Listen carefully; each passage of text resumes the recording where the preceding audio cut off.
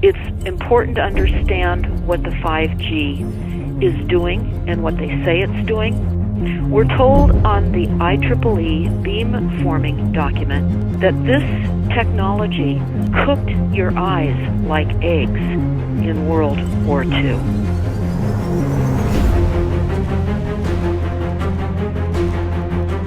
And you all need to understand these are military weapons.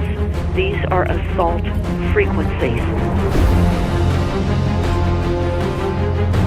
If you garner nothing more than that, that's what you need to know. It's microwave radiation warfare, is what this is.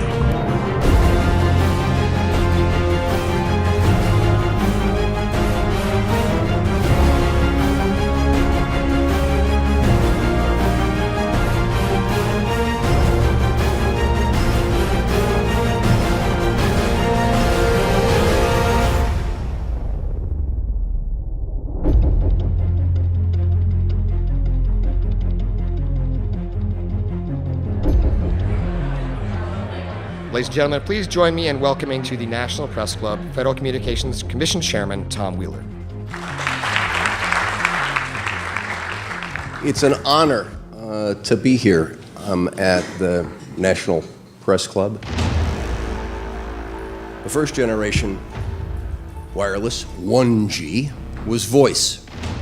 The second generation, 2G, allowed both talk and text. The third generation, 3G, the internet, in a limited way. And today's technology, 4G, completed that digital migration. But if anyone tells you that they know the details of what 5G is going to become, run the other way. This video is brought to you by the number 5 and the letter G. And pretty soon, everything else will be too. I have to tell people 5G is a killer.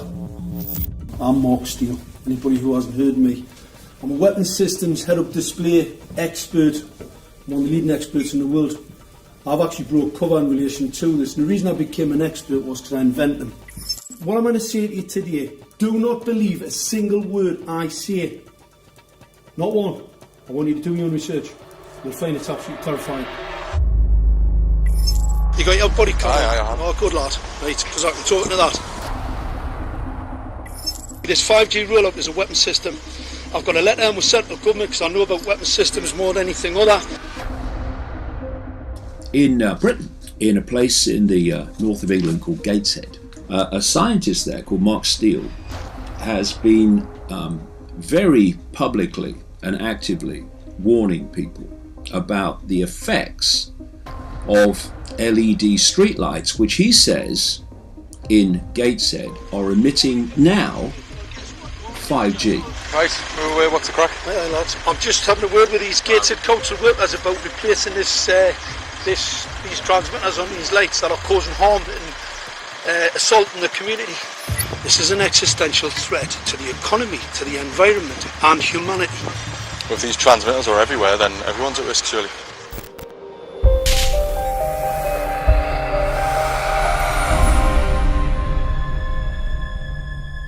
There's a lot of confusion about what 5G is. The G stands for generation. So you started off with the first transmitter system. Back in the 1980s. In the 80s, yeah. So you had 1G, then you had 2G. And as the generations moved on, you started to see more complex signal systems, cleverer pieces of antenna designs, etc., etc. So the whole thing became more data, quicker downloads, etc., etc. However, 5G is something completely different. Alright, let's get a breakdown. Let's tell the people what this really is. This is the 5G transmission device. That's a hell of a beast, that, isn't it? These are the uninsurable transmitters. Just get a good look at that, guys, because obviously I know there's quite a few experts who want to see more detail about the transmitters and the chipsets. Just have a good look, boys. This is the control management system masquerade. There's an antenna there, you see that? What is this phased array antenna here? What's that? This is for phased array, alright? As you'll see, it's got a driver, it's got some chip there. It's one chip. Look at the chipsets on this. This is your dystopian world. What did Gateshead Council say? I'll tell you what, I think we better send some of these educated fools back to school, or just send them to prison. Whichever's the easiest. I think prison's probably better. Alright, that's 5G, guys. That's 5G hardware. You must consider the whole part played by electricity in nature. Human beings cannot go on developing in the same way in an atmosphere permeated on all sides by electric currents and radiations. It has an influence on the whole development of man. This life of men in the midst of electricity, notably radiant electricity, will presently affect them in such a way that they will no longer be able to understand the news which they receive so rapidly. The effect is to damp down their intelligence. Such effects are already seen today. Even today, you can notice how people understand the things that come to them with far greater difficulty than they did a few decades ago. Rudolf Steiner, 1924. Rudolf Steiner noted that in 1924, since then our atmosphere has become far more permeated with electric waves of widely diverse types. There's no doubt now that electric waves, electromagnetic forces, cause direct biological effects. There's thousands of peer-reviewed papers on this subject. There's no doubt about it. But what are these effects? How are they affecting us? What can we do about it? We're now at a stage where we're putting in what's called 5G, which is a special type of broadcast for high-density information transfers. And it turns out that this is the same frequency bands that are used in crowd dispersal weaponry.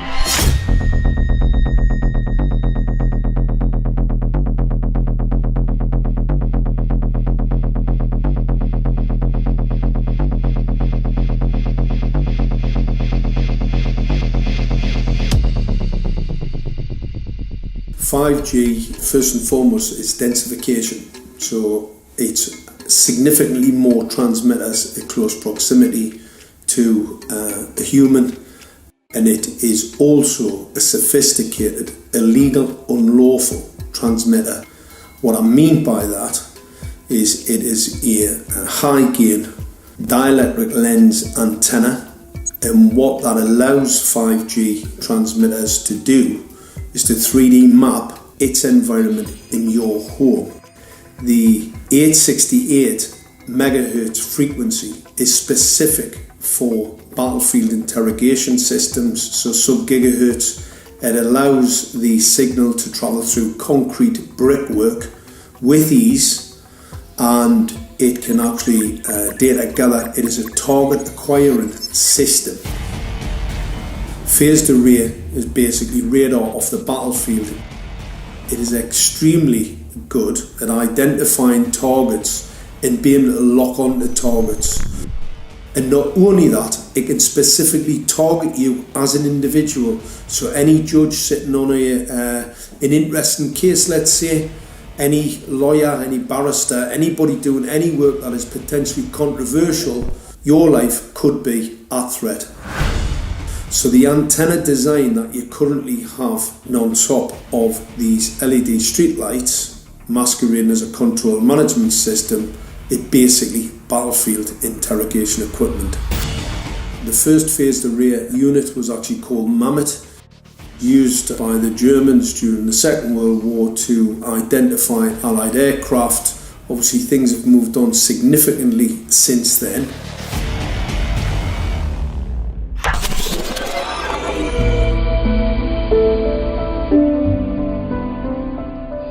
Well, I joined the Royal Navy in 1960, and I specialised in microwave warfare.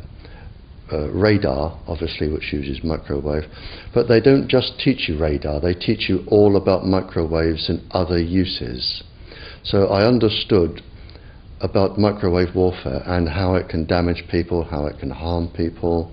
Microwaves then were used as weapons, as they are today. It is a perfect stealth weapon, and when governments don't like a group of people, For instance, the ladies who protest at Greenham Common in England about the American missile base they camped, they were microwaved. We microwaved Catholics in Northern Ireland to make them sick. It goes on all over the world, and it's a weapon that you don't know you're being targeted, because the dose is very, very low, which is actually more dangerous than a high dose.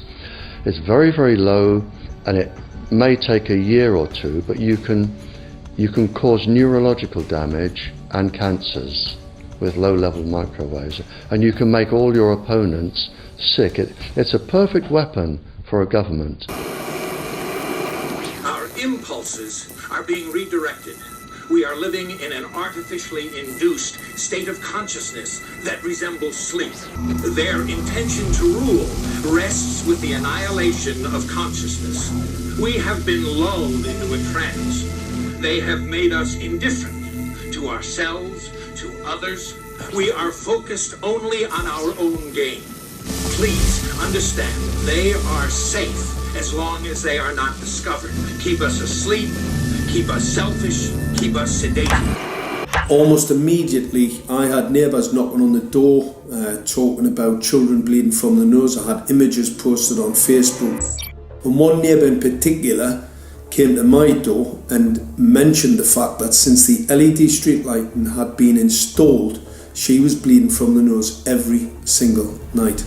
I thought it was unbelievable.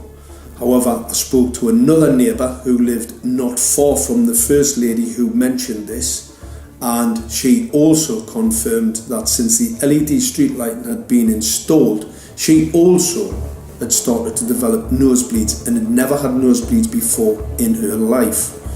That then put me on a journey to investigate. I measured microwave radiation levels from the transmitters on top of the LED streetlights. The basic 868 megahertz, it was significantly higher than the current Council of Europe 1815 resolution, which is a maximum of 600 millivolts. I've measured up to over 3,000 millivolts. 5 to 6 times higher than the guidelines. Significantly higher than the current Council of Europe 1815 resolution, which states that 200 millivolts should be the maximum. The Bioinitiative report states that it should be significantly less than that. So we've got the Council of Europe, that's, you know, the international criminal courts are stating that, you know, the learned judges have said that 200 millivolts, and I'm measuring in bedrooms in Gateshead, minimum 600 and up to 4,000. Does this mean that in 2020, 2021, when 5G is destined to roll out globally, that you're going to get those kind of readings everywhere all the time? Everywhere all the time. Worse than that? Worse than that. Yes, 5G will connect the Internet of everything. If something can be connected, it will be connected in the 5G world. Hundreds of billions of microchips connected in products from pill bottles to plant waterers, requiring massive deployment of small cells. We won't wait for the standards. Now, to make this work, the 5G build-out is going to be very infrastructure intensive. We must reject the notion that the 5G future will be the sole provenance of urban areas. The 5G revolution will touch all corners, and that's damn important. The interconnected world of the future will be the result of decisions we must make today.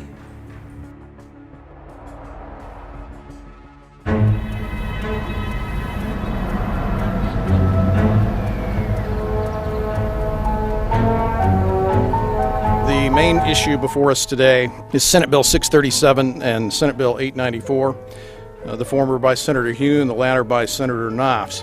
We're going to invite the first four witnesses in support of the legislation, and that would be John Jones with Sprint, David Lewis and Andy Emerson with AT&T, Neil Krevda with Verizon, and Frank Iacovetti Jr. with T-Mobile.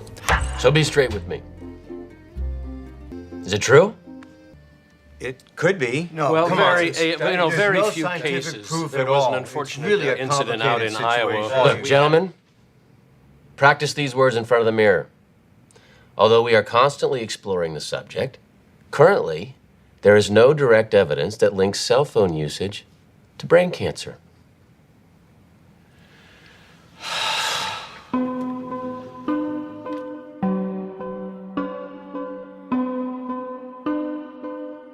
I'm Sharon Goldberg. I'm an internal medicine physician. I've practiced medicine for 21 years, and my background is mostly academic, internal medicine, hospital-based, clinical research, and medical education. I'm a certified Microsoft small business specialist. I worked on space station designing the cabling system for the airlock module, where I was responsible for EMI, EMC analysis, which is electromagnetic interference, electromagnetic compatibility. I am a professor in the Department of Epidemiology, Biostatistics, and Occupational Health, and I teach there both toxicology and health effects of electromagnetic radiation. My name is Daphne Tachover, and I'm the founder of an organization called We Are the Evidence.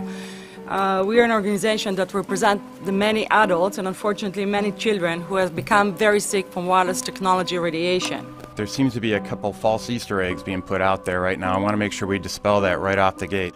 The effects of wireless on health scientifically are very, very clear. So it's always pushed back to the definition of an acceptable level of radiation. And that's what this is, by the way. This is about radiation. Wireless radiation has biological effects, period.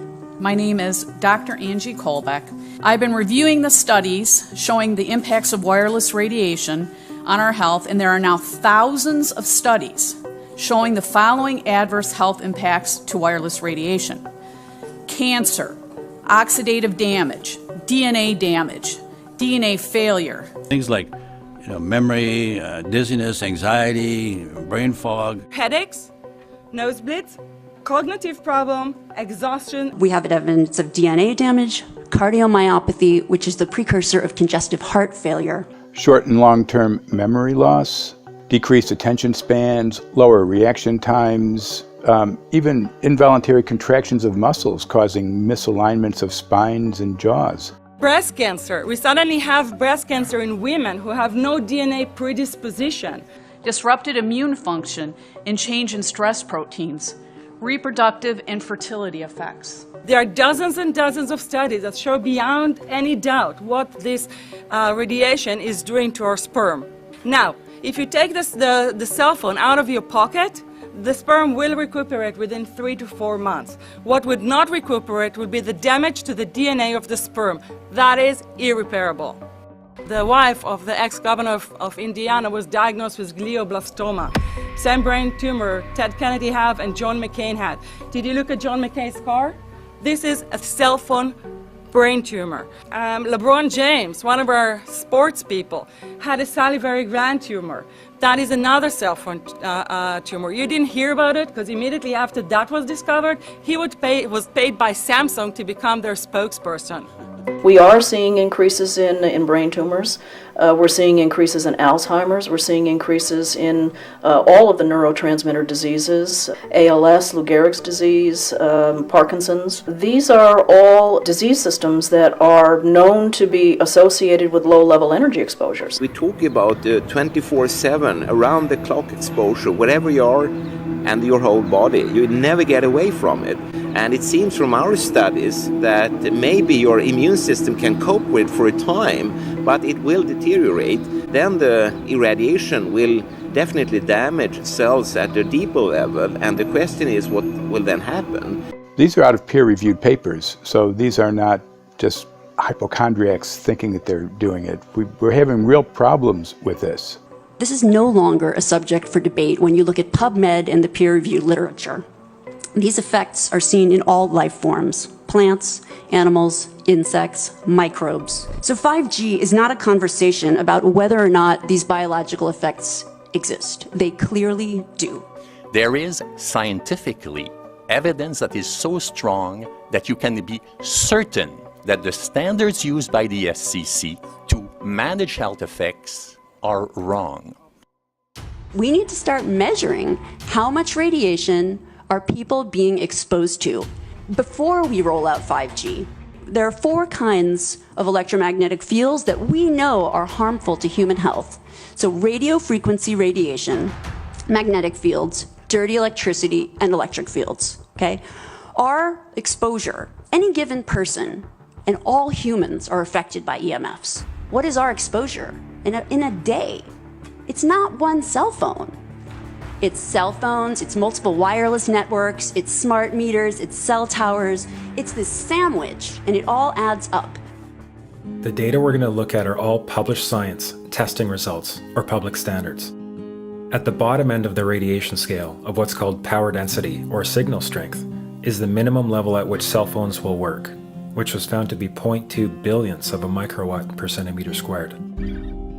Pine needles were found to age prematurely at 0.000027. At short-term exposures of 0.05, children aged 8 to 17 experienced headache, irritation, concentration difficulties, and behavioral problems. 0.1 is the biobiology or building biology guideline for extreme concern.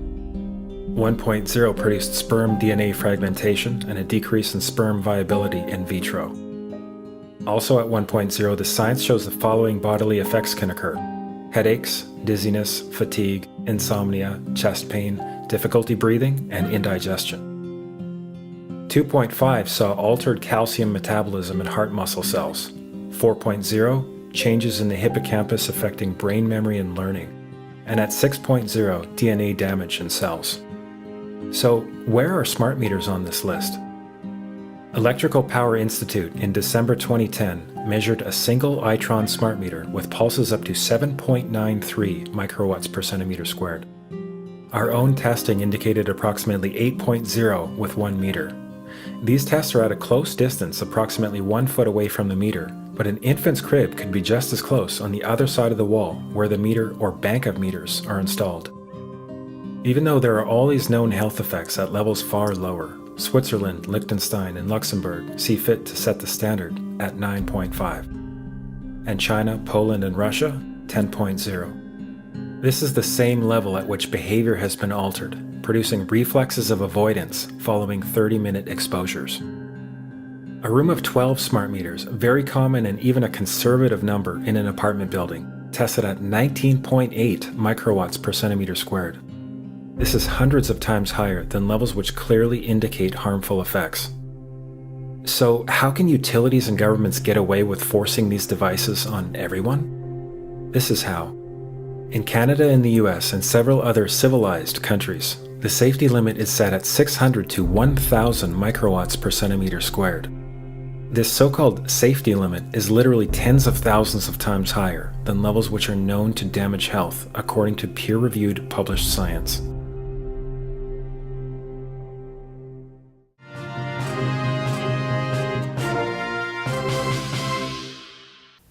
Faster, better, more reliable internet. That's the promise of 5G technology, but there is also the peril. Health hazards associated with radio frequency that is higher also and requires more transmitters and antennas.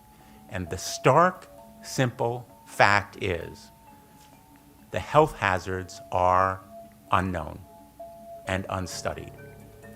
And that is a sign of neglect and disregard on the part of the Federal Communications Commission that seems unacceptable. There have been no answers so far. The FCC basically has said everything's fine, but in order to reach a conclusion about the health and safety of this new technology, we need facts. Mr. Chairman, thank you for having this hearing.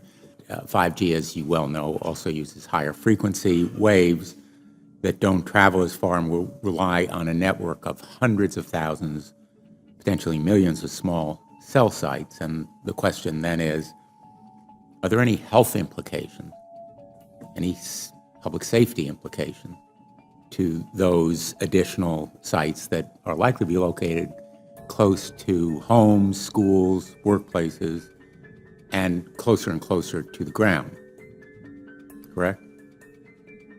Correct, Senator. Yes. So my question for you, particularly Mr. Gillen and Mr. Perry, how much money has the industry committed to supporting additional independent research? I stress independent research. Is that independent research ongoing? Has any been completed? Where can consumers look for it?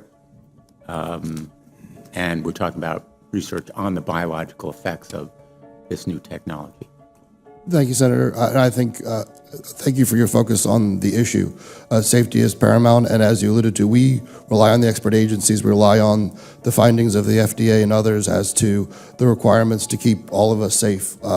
There are no industry-backed studies, to my knowledge right now. Happy to visit with you as to what opportunities you think there needs to be more studies, and we're always for more science. We also rely on what the scientists tell us. So essentially, the answer to my question, how much money? Zero. I can certainly follow up with you, Senator. To my knowledge, there's no active studies being backed by industry today.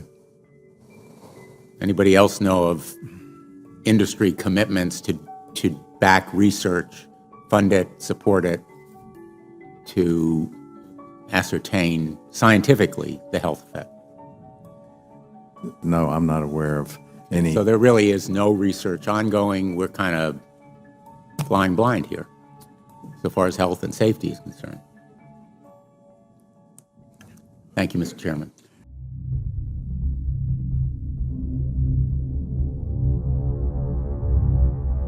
You're a trained medical professional. Yes. We don't have one on the panel.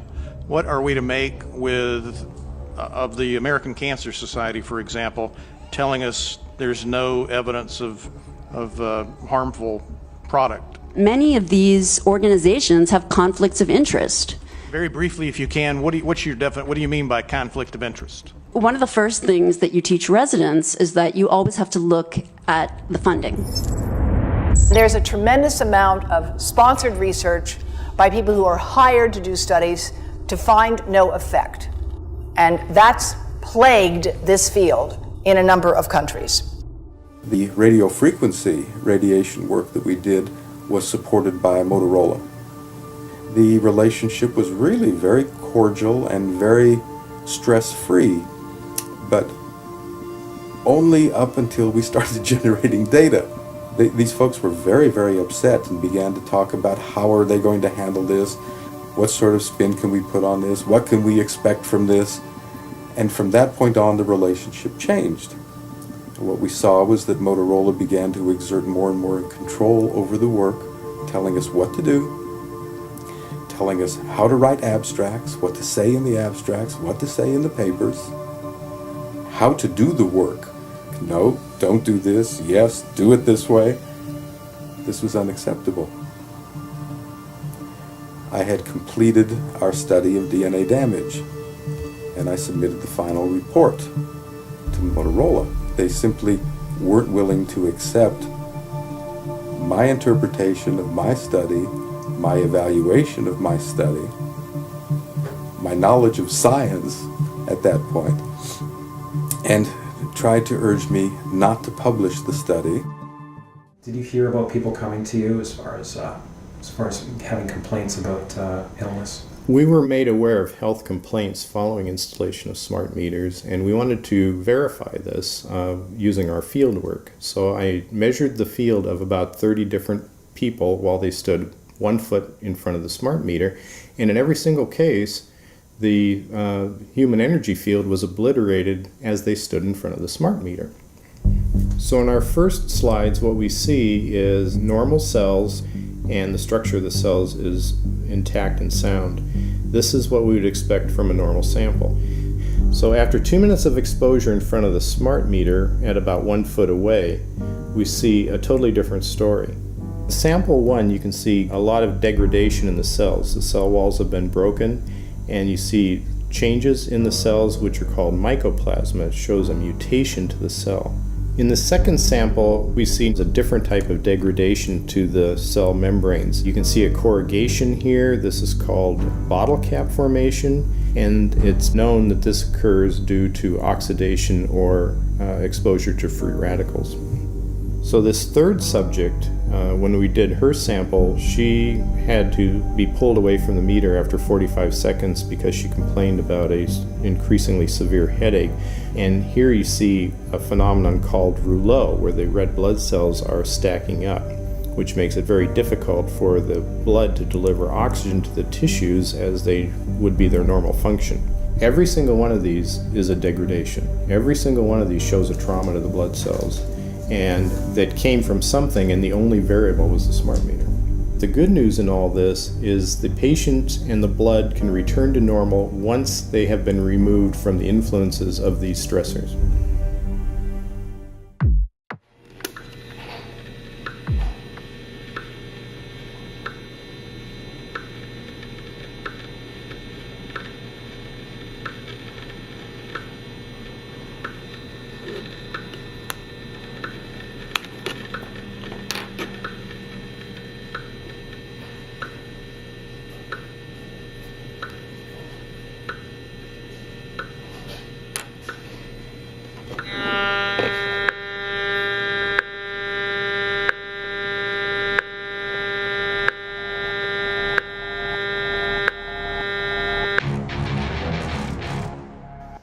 Some of the effects that we can look at, well, one thing is just our regular Wi-Fi, 2.4 gigahertz. That's in the same range as microwave ovens, which are also called radar ranges, because that is radar. 2.4 gigahertz is interesting. It's not the peak absorption rate in water for microwave frequencies, but it's at a point where it allows full penetration, because if it came in at the peak, it would prevent the insides from getting warm. So that's with basic Wi-Fi. Now when we look at 5G, 60 gigahertz, this is what they call active dispersal sort of weaponry, just to keep people back. It burns the skin. It doesn't penetrate, but 60 gigahertz is the frequency of oxygen molecule absorption. Since they have electrons that they share with each other, what we breathe is actually O2, pair of oxygen. So being bombarded with 60 gigahertz could very well impair our oxygen absorption rate in our body, and thereby the whole basis of our living system. Martin Pall says, putting tens of millions of 5G antennas without a single biological test of safety has to be about the stupidest idea anyone has had in the history of the world. So assessing all this, we have experts in various fields: military EMF weaponry, biological effects on humans, firefighters that are getting cognitive impairment by being there in them, countries that are banning these sort of technologies around schools because of the impairment to cognitive. Let's weigh that up in light of what Rudolf Steiner said in 1924 about just mere radio causing the impairment of cognitive functions on people, that they can receive news from around the world, but they can't understand it as well because of the effect of the electricity. We have to say, something smells sinister here. With the 5th generation, it's actually a whole new ballgame. It's not using the same technology. They're switching to military-grade millimeter wave technology.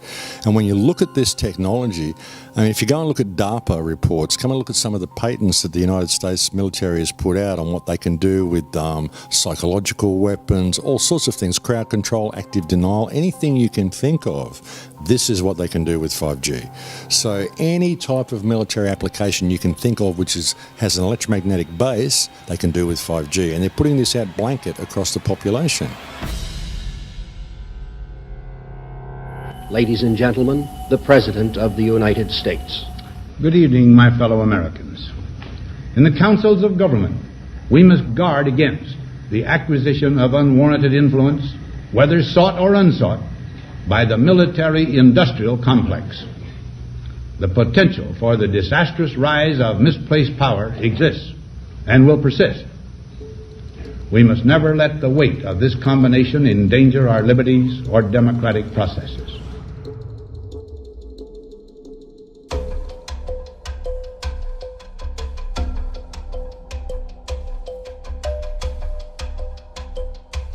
The FCC is a capture agency. They probably conducted what I believe to be the biggest fraud on the public ever conducted.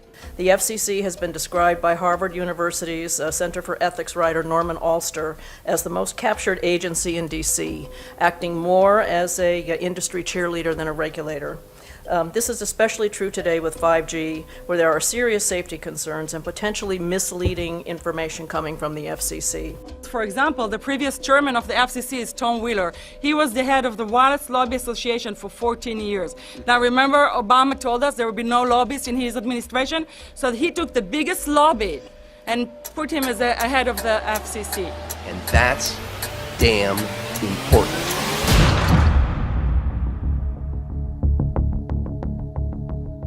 In 1993, the FCC started a rulemaking to adopt the IEEE regulations on this issue.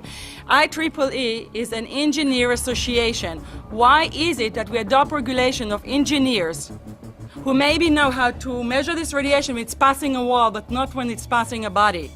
All our health agencies objected it, saying that it makes no sense to adopt engineer association, that they had not even one biomedical person on their team. They are effectively indemnified against adverse health impact lawsuits when the acceptable limits are higher than the limits actually shown to show harmful health effects.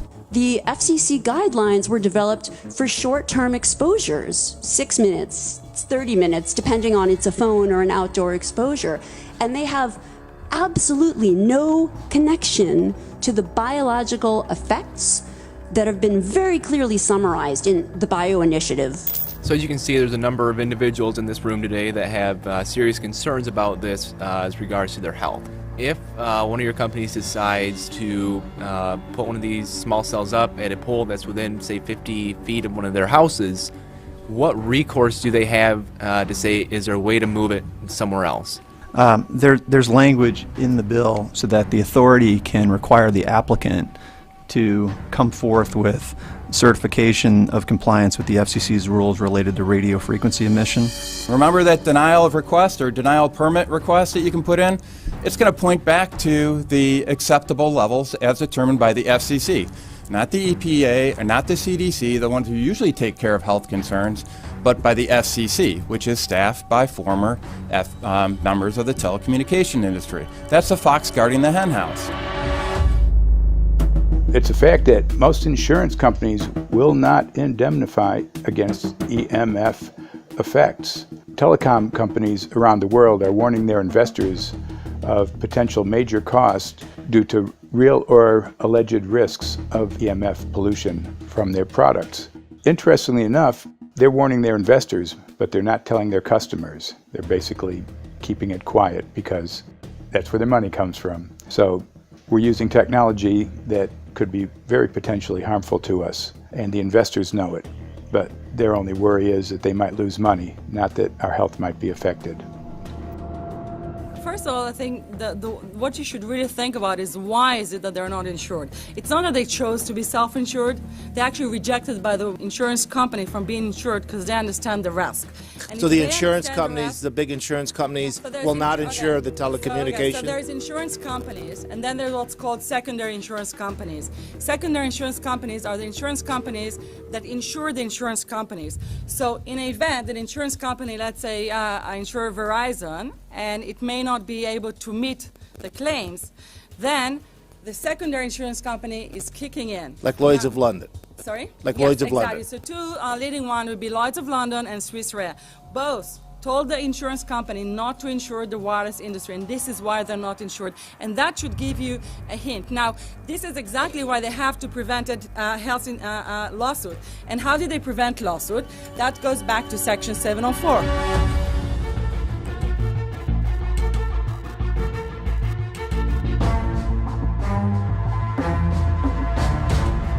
Section 704 was passed in 1996. This is how our rights in regards to health were taken away by the wireless industry. What this legislation did, it gave the power to regulate the health effects of wireless technology to the FCC. FCC is a spectrum auctioning agency. It's not a health agency. They don't even have one biomedical person on their team. And then the other thing that Section 704 did, It actually took the power from the states to regulate location of cell towers based on health. And what does it mean? It means that if they want to put a cell tower in front of your home, you cannot go to your city council and say, hey, stop, I don't want it. I just heard in a lecture that there are 10,000 studies proving that it's harmful. I don't want it. My child is sick. They will tell you, stop. You're not allowed to mention this in the city council because Section 704 says that if you will, and if the application will be rejected, the city will be sued, can be sued by the wireless industry.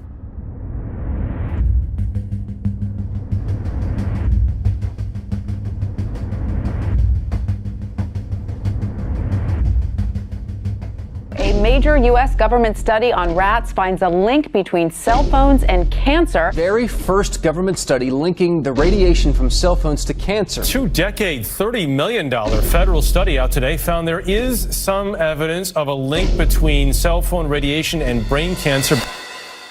Professor, what is the NDP? I've heard that study several times. NDP is what? So it's a $25 million study on rats and mice that was supposed to demonstrate that there were no effects of radiation below thermal. And in fact, it demonstrated exactly the opposite. And it follows on the heels of two major studies on animals that said exactly the same thing. And that study was designed perfectly to make sure that it cannot be challenged, that there will not be any doubt. That's why it took them 14 years. That's how they prevented discussion of health. And why do they want to prevent discussion of health if there's no problem with health? Simply put, FCC is completely unprepared, unable, and possibly unwilling to oversee 5G for safety, even as it barrels toward us. They are falling back on tired definitions and panaceas long since disproven by science. To make matters worse, recent FCC rulings and numerous industry-friendly bills passed at state and federal levels between 2016 and 2018 removed the last vestiges of local and state review over infrastructure siting, just when we need it the most. When those first studies were performed years and years ago, nobody knew about the importance of the microbiome, the role of the microbiome and the immune system, and even less the role of the microbiota inside our brains, that is, the microbes that are normally resident inside our brains, whose influence on brain function is nothing but immense. And you may think, well, who cares about the microbes? The less microbes we have, the better it is. Well, we know by now that this is not absolutely the case, because microbes are truly essential for the development and function of all our organs and systems. Our immune system is based on the microbes we have in our gut. And our brain also has microbes that influence its function. In tests, it's been found things like mold. If you grow mold inside a Faraday cage, it'll grow one way, and then even if the electromagnetic fields are around, take the Faraday cage away and some sort of 600 biotoxins are developed within the mold because of the effects of the EMFs upon it.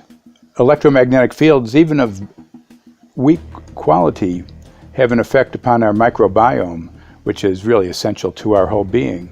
This is going to eviscerate microbial DNA inside human beings, which is our effective operating system, number one. So it may not impact human DNA in laboratory experiments right now, and they're saying it doesn't impact human DNA. But given that human DNA is less than 1% of the cellular DNA in the human body, the rest of the cellular DNA is microbial, and we know that this will eviscerate microbial DNA. So we're talking about a takedown of the operating system of human beings. Exactly. I couldn't have put it better myself.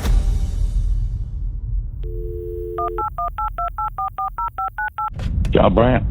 Good morning, Mr. Brandt. Wow, this is Amanda from Virginia. Hi, how are you? Hi, I've been trying to get a hold of you for months now. You guys are covering up chemtrails. No, we are not covering it. We have no reason to cover up chemtrails. Of course, you have every reason to cover it up. Every reason. It's called What losing your reasons job. would that be? Oh, well, you personally, you would lose your job if you were to reveal anything to me, and it's probably unsafe for you to even be speaking about this, No, considering it's not the types of individuals you work for. It's not unsafe. It is unsafe. There's no problem with us talking on. You're a citizen. You're making a complaint. Oh, Lord, have in- mercy on myself. It's a complaint in an area that we don't have authority to regulate.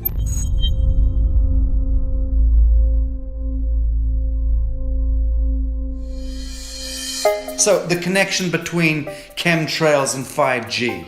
It's all interconnected. The metallized particulates that would allow the 5G phased array, so basically the radar that would allow it to be able to identify you, so it can watch you, it can identify you in your own home 24 hours a day, 7 days a week. For the last X amount of years, we've been through chemtrailing, and that is now the cat is out of the box. We've had these nanoparticulates raining down on humanity for years now, impregnating our bodies, by best accounts staying inside our bodies. Those nanoparticulates, what you're saying, are building up a kind of a phosphorescence glow capability so that we can be flagged up in our homes, behind concrete and steel, inside bunkers, in the basement, doesn't matter where you are. The 5G will be able to now triangulate, map and read you because you as a living being are impregnated with these nanoparticulates, which are acting as a kind of transmission and reception technology. It's exactly, absolutely exactly. You have to consider that DNA also works as a fractal antenna, which is able to send and receive and also to process signals under the form of radio frequencies. Well, then there is no doubt that artificial radio frequencies, such as those of cell towers, and in particular these new types of towers that have a much higher density of signals, they may somehow interfere with the ability of DNA to retain and transmit biological signals. So this is one level of danger that very few biologists are aware of. How much effort was put forward to address this, what most of these people are, or many of these people are here for, which are the health concerns? Was there any dialogue back and forth? Was there any working, was there many studies evaluated to look at regarding this area? Maybe not every person that has concerns on the legislation was brought to the table. Okay, so from your perspective, you feel that there was a legitimate amount of time to evaluate the data that the opposition would have on this? Absolutely, and I wouldn't put forth something that I didn't believe in. And I'll tell you, as I mentioned earlier, and it's been commented several times amongst the panel here, this is truly an economic development issue. Our 3-year-old, again at home, is outraged when we pull out the driveway and he's not able to access Wi-Fi.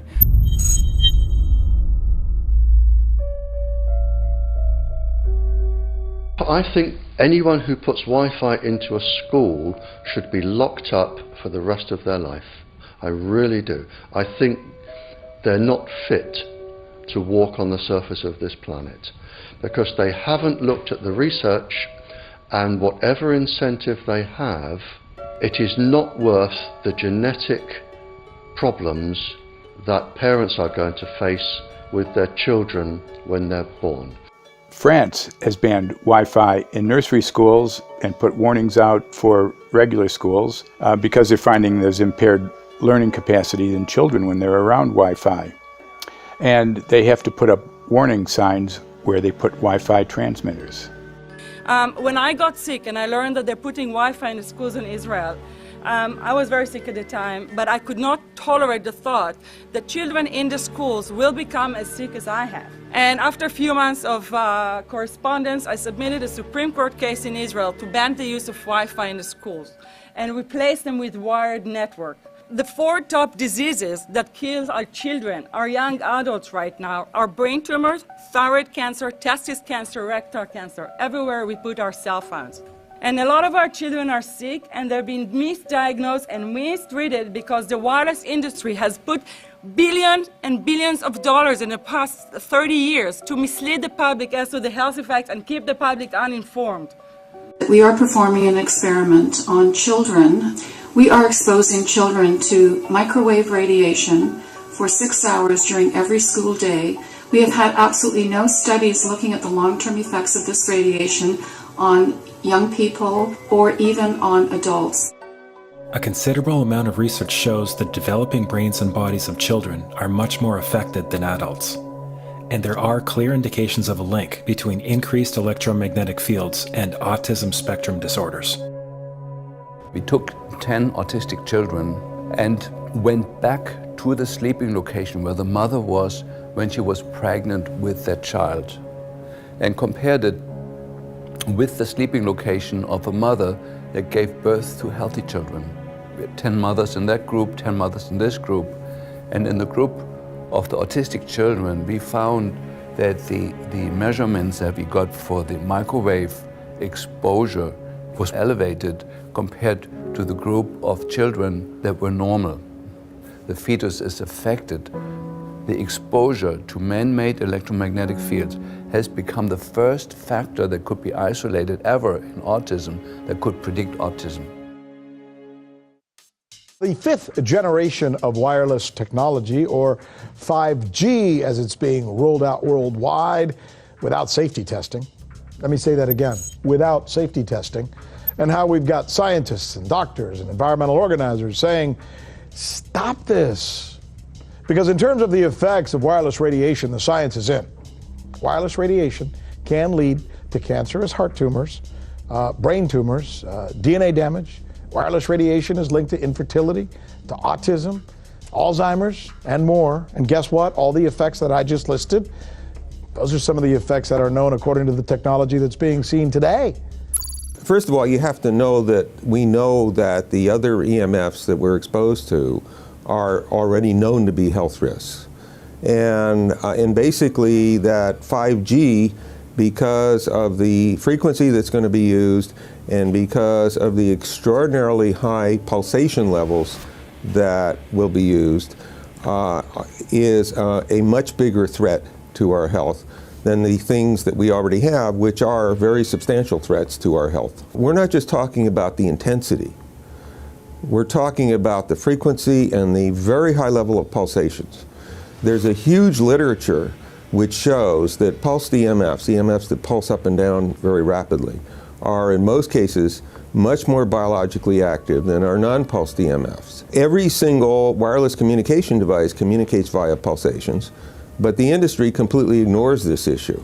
The problem with 5G is that they're planning to put out tens of millions of these antennae all over the place without doing one single biological safety test. Are you implying possibly that we, the consumers, are the guinea pigs since they haven't really done tests to see the effects in a smaller setting? I mean, that's not an implication, it's a statement. We are, yes. Cancer is not the main concern that I have. I'm really concerned about sperm count and about effects on pregnancy. How many of you know that 1 in 6 American couples is unable to have a child when they want to? How many of you know that last year the birth rate in this country dropped the most that it ever has in recent history, 3% in a single year? People look at the sperm, and people use cell phones, and the sperm, usually sperm swim, and they swim straight. But if you expose them to radio frequency, mobile phone waves, they swim in a circle. Studies have been done here in Australia, taking sperm from healthy men. And one test tube gets exposed to cell phone radiation, and one test tube is not exposed to mobile phone radiation. And then the results are evaluated. And this is a measure of vitality. We measure how well the sperm swim. This is a measure of motility.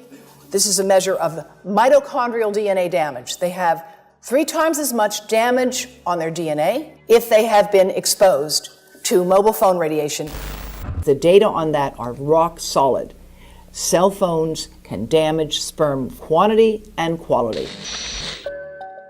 Your embryo, your uterus in the fetus, where your child is developing for the first 100 days, in the ovaries, the eggs do not have that protection. So they are at maximum risk from radiation. And for the first month or so, you wouldn't even know you were pregnant. You wouldn't even be taking precautions.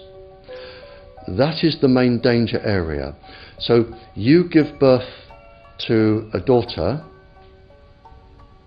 but her ovaries are now contaminated. She may be normal, she may be genetically damaged, but her ovaries are at the most risk. So when your daughter grows up and she becomes pregnant and has a baby, this is where one of these eggs will be fertilized and come out. So the real damage here is your grandchildren. That is where it is going to show most. Do you think that there is a chance that within the third generation of females, they may be irreversibly sterile? Not in the third generation, but in the fifth generation, and that would for humans be something in the order of 150 years ahead of us. And of course, then it's too late to say that you are sorry, and it's very too late to say stop. There is a wealth of papers. I mean, we're talking about thousands of published papers in the scientific literature, few of which, or sometimes none of which, have entered the official documentations from authorities and likewise. So I think it's really time to have an independent compilation of data. Such was done at August 31st, 2007 in the form of the Bioinitiative report, of which I was one of the authors. And then we put together approximately 2,000 scientific references on a little bit more than 600 pages, clearly saying that if you, for instance, if you are a rat or a mouse or a cell or a molecule, you should definitely not allow yourself to be exposed to this. And in the meantime, we have this full-scale experiment using our own kids. One interesting case, John Patterson, he was a telecommunications engineer in Sydney, Australia. Very brilliant man. For 20 years, John tested Telstra digital systems. Over the time, he realised the dangers of electromagnetic radiation. It disrupts the bioelectric system of your body, which is really your brain, your nervous system, how your muscles talk.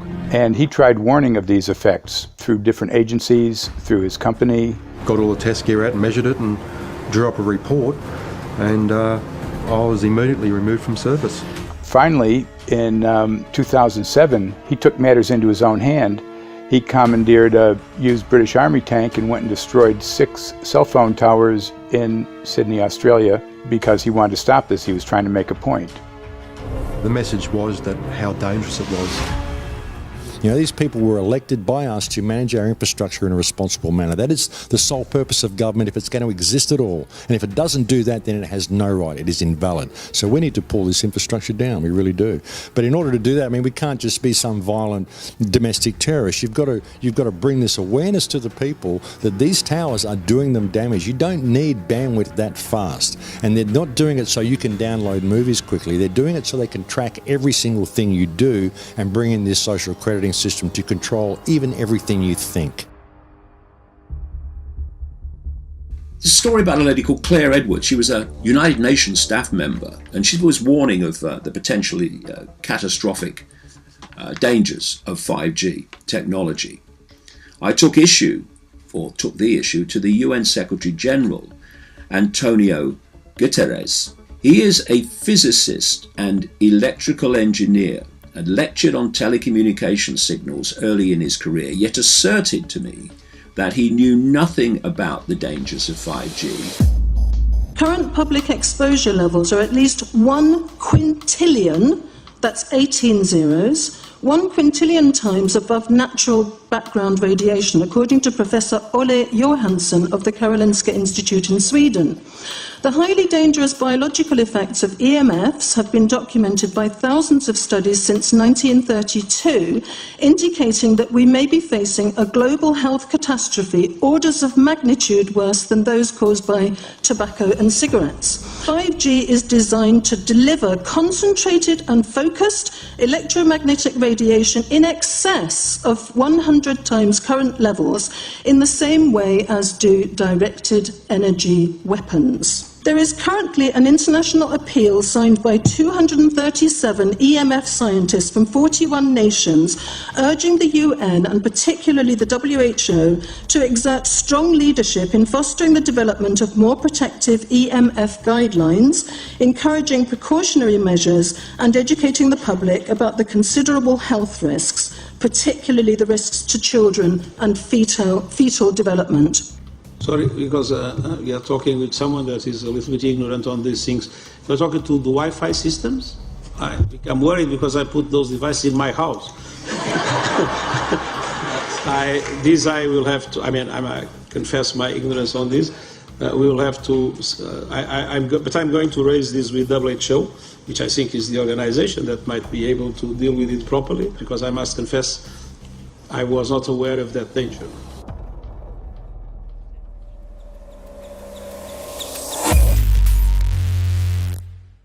In 1996, when the Telecommunications Act was passed, in it was a provision essentially that kept local officials from addressing health issue concerns when approving or not approving a cell tower. So that's correct. But then something new is happening. We've talked a lot about it on the Solari report, thanks to Jason Bogdan-Smith and his website EMF Warriors. But this is new. This is very, very new. So you're basically, sending out an appeal on something that in one sense hasn't happened yet. This is not just an incremental change. This is a big step up.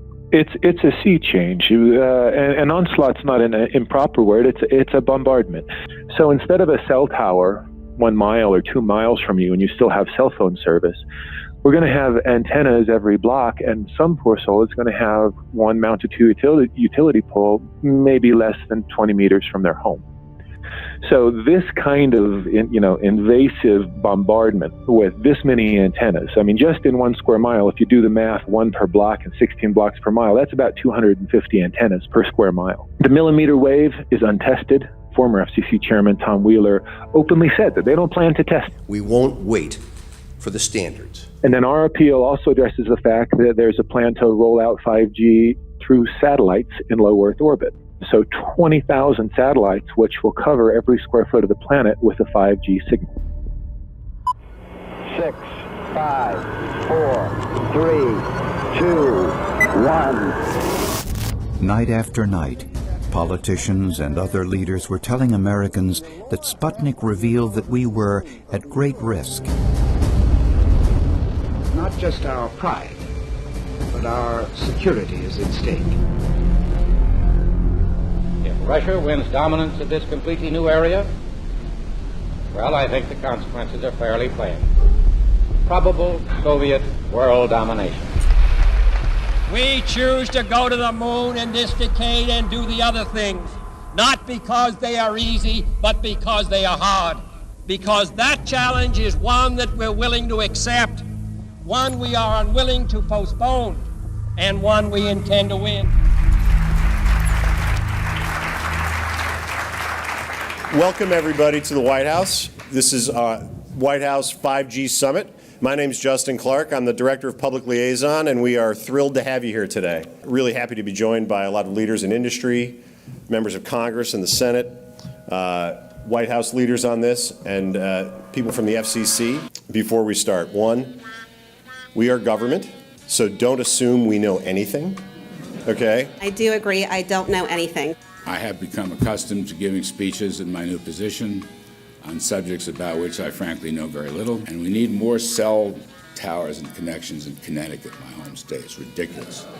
The U.S. is in the lead thanks to our private sector as well as the work of the FCC and this administration overall. But China and South Korea and many other countries are eager to claim this mantle. We have every intention to deploy 5G first and reap the benefits of faster and more robust wireless. Yes, I hope we beat China, of course. And get to gigabit speeds and low latency, and the race has begun. Let there be no mistake.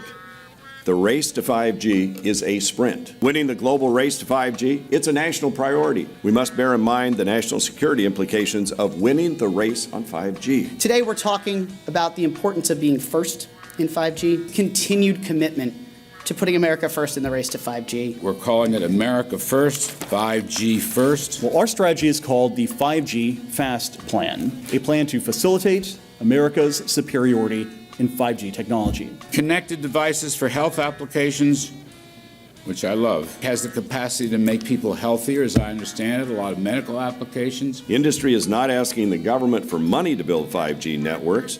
They're asking us to cut the red tape that surrounds infrastructure deployment. We cannot let today's red tape strangle the 5G future. The red tape slows and sometimes stops the building of densified network facilities necessary for 5G. As we continue our efforts to keep government out of the way, so that America can continue its leadership for America to win the race to 5G. One path is the government regulatory path. The other path is the private enterprise free market, gales of creative destruction, Schumpeter path. You ever heard that? Gales of creative destruction? It just means let it rip. The new replaces the old. With 5G, we're on the cusp of another era of American innovation. It means an even more connected world for everyone around us, unlocking the potential of the Internet of Things to become safer, healthier, and more sustainable for our future. You know, sometimes, look, we all believe in the 10th Amendment, but sometimes you have to override it.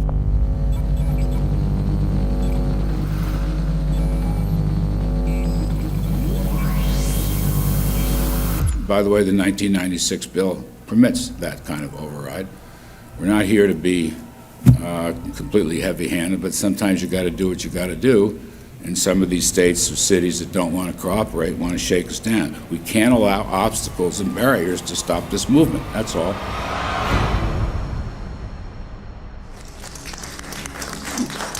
And this happened in Canada. I mean, there were some activists I was working with up there that said, well, you know, we won a victory. We got the Public Utilities Commission to allow us to opt out. And I said, boy, that's divide and conquer. They just got rid of the people that were raising hell.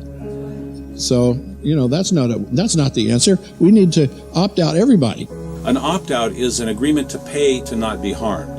An opt-out is volunteering into extortion. An opt-out says that if I don't pay you, you have the right to harm me. So that doesn't work. This is a mandate. This is being pushed down your throat by a company that is not responsive, by a government that is not responsible, and it's being done in a collusion that's designed to undermine the individual rights of individual people in communities across the country and around the world. The Minister for the Environment has a duty. His duty is primarily to ensure that there is cleaner, better, healthier environment for people in this country. It's a simple duty. He also has a responsibility in regard to science and innovation to make sure that that happens. What seems to be happening here, in fact one could say undoubtedly happening here, is he's using science and innovation to ensure that our right to life is threatened. There have been no public debates. There is no public discourse. There are no public disclosures as to why, when, how, what is going on in regard to 5G. That by itself is a breach of ministerial responsibility, and one which we really should look at in terms of a private prosecution against the ministers who have failed to protect our right to life. Okay, smart technology, smart meters, smart cars, not that smart, huh? What does smart mean? Anything that has smart attached to it, secret militarised armaments in residential technology. That's where smart came from. And smart, every bit of technology that you see today has all been developed for either some type of battlefield, some type of intelligence gathering system, and obviously these developments have to be commercialised, and people have actually took them into their homes.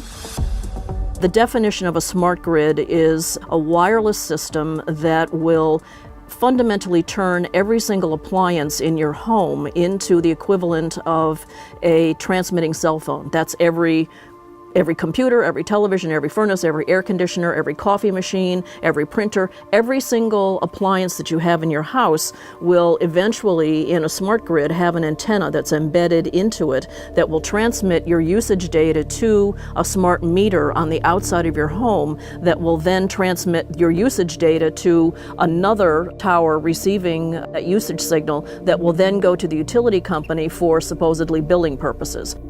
Not all signals will just be about your individual use. There will be aggregate meters that will bounce signal from house to house to house within a neighborhood that will then accumulate all of the usage data that will transmit that to the utility company. Now, what that will do is that the end metering system that is transmitting all of that data will be firing an RF signal at many, many times a second, which will increase the average homeowner's radio frequency radiation exposure exponentially. This picture shows some aphids on the leaf of an orange tree shortly after radar equipment was installed at a nearby airport a number of years ago. I noticed that every few seconds, all the aphids would tense up in unison and do sort of a little dance, as you see in the picture. Upon further investigation, I found that the interval of time between the activity of each dance coincided exactly with the rotation of the radar rotor device at the airport, which was a distance of approximately 14 miles. The antenna arrays create this steerable beam, which helps concentrate the energy. The beams get pointed at the user. What's a MIMO tank? Massive in, massive out. British government have got a plan to roll 400,000 out. This is so that you've got 5G in every nook and cranny, every part of the countryside, so that you can have autonomous tractors, believe it or not. However, those transmitters, these are radar. It is phased array radar. Though that radar signal sweeping the countryside will kill every pollinator, every biological structure, it will sterilise livestock, it will kill the ground, so consequently land won't have a value, obviously farmers will die, the community will be under attack. If we can't produce food, if we kill all the pollinators, we're in serious trouble. The takeaway is that 5G, the $1 trillion rollout of 5G by our friendly local government, is definitely a weapon system masquerading as a modern efficiency technology. It most certainly is. And what I put it down to, it's economic terrorism. There is no value, nil, in killing off your population, in destroying your ability to grow food, to kill all your pollinators. They may have a nice financial number on a piece of paper, but in reality, dementia, diabetes, all the things that are currently crippling the NHS, a burden on the country, illness, mental health issues, the focus of that cause can be identified and has been identified in the science. The science is proven. The epidemiological data that we're seeing on the street is now substantiating that science. The DNA inside you, the mitochondrial DNA, you can trace unchanged to your mother, her mother, her mother, right the way back to the beginning of the human race in Africa, the Stone Age. It is unchanged, the mitochondria, and that is being unchanged in your children, which means if you damage it, your child could be genetically damaged, then her child, and her child, and her child, forever. You are condemning the future generations of every single child. There is, however, a light at the end of the tunnel, or there is some ray of hope. Thanks to the principles of biological quantum entanglement that we have learned how to exploit in the field of biology and medicine, now we can transfer the information from the microbial DNA to the human DNA. And in so doing, we can train, so to speak, the microbes to withstand whatever extreme condition they are exposed to, including this new technology. And then we can train them to transfer this resilience of theirs to our DNA. So let's say that there are good reasons to be worried about the introduction of these new technologies, but fortunately, since the knowledge in the field of quantum biology, in the field of microbiome medicine is advancing as fast as potentially harmful technology, then we can exploit this knowledge to protect ourselves from any real potential or perceived danger from these new technologies. I've met with molecular and cellular biologists, with blood microscopists, with weapons development experts, frontline activists and researchers, and all the stories I'm hearing from these experts and pundits leads to the same thing. 5G is almost certainly the end game. It is an extinction event brought into our homes, into our classrooms, onto the high street, into the very cells and DNA in our human bodies. It is such a perilous threat that it is almost impossible to imagine, let alone describe. When the 5G signature goes live, it will tap into a multitude of satellites which are in geosat orbit around the surface of the Earth. Millions of surface antennas will pick up that signaling and will then scatter the signaling into hundreds and hundreds of millions of different micro antenna systems set up on street lamps and even in your home, which you're not aware of incidentally. The LED light bulbs in your home invariably contain the micro or nanotech lens flare capacitors which will receive the 5G signaling, and it will proliferate the 5G signaling everywhere by exploding the signal into billions of photons which will target everything all at the same time. This is stealth technology. This is invisible science. But what it means in simple terms is that you will be flagged up, visible, trackable inside your own home. Anywhere you move on the surface of the Earth, they will have a lock and load tracking capability over you. You will be visible to invisible masters, each one of us, all the time. Today, our governments and the corporate sector have managed somehow to infiltrate the mainframe of our civilization and are pushing through a $20 trillion infrastructural rollout without any, and I mean without any, health science running behind it. There have been no tests. Your government and your health authorities are either in collusion on this matter of genocide and ecocide, or they're just damned stupid, and I would suggest it is the latter. Shame on the technologists and the electricians who are furthering this technology in our homes, in our offices, in our streets. Shame on the legislators and the parliamentarians and the troglodytes and bureaucrats that proliferate our society today. Shame on that echelon for putting their signatures to contracts which allow the fast tracking of this technology into our homes and onto our high streets. Shame on the parliamentarians and international leadership whose wet ink signatures and seals of office are sanctioning and permissioning the rollout of something which is arguably the greatest threat to humankind. Shame on each one of us who now fail to get up out of our homes, walk out of our front doors, and challenge every so-called authority who dares to violate our bodies, our homes, and our future generations.